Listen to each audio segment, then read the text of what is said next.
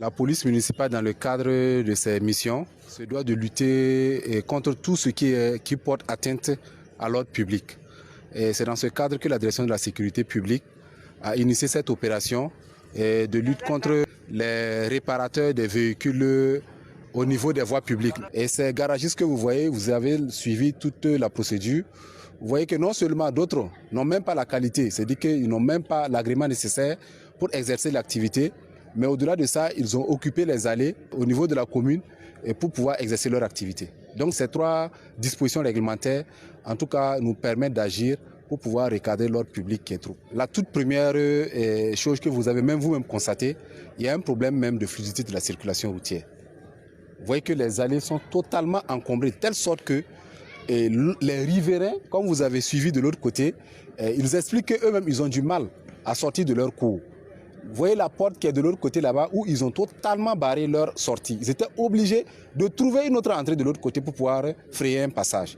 Donc il y a une question déjà même de fluidité de la voie routière. Ça c'est un. Deuxièmement, nous avons une question également même liée même à la salubrité publique des lieux.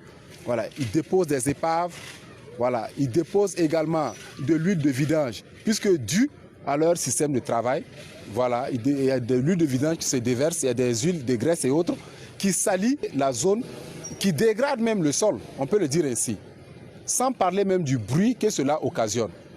Et je triche vous informer que plusieurs fois des plaintes ont été reçues par rapport à des questions voilà, de braquage ou du moins d'agression dans les zones. Voilà. Et comme les véhicules sont déposés comme ça, personne ne sait qui peut habiter dans ces genres de situations. C'est des nids de délinquants. Les enfants viennent, ils prennent ce qu'ils doivent prendre ici, des trucs qui ne sont pas légaux.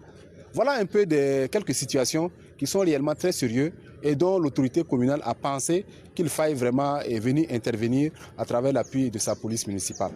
Maintenant, pour ce qui est des sanctions, comme vous l'avez si bien dit, il y a deux types de sanctions. Il y a ce qu'on appelle les sanctions liées aux amendes contraventionnelles et les sanctions administratives. Les sanctions liées aux amendes contraventionnelles, lorsque les documents ont été retirés ou les véhicules ont été mis en fourrière, clairement, ils vont s'acquitter d'abord de ce qui est même...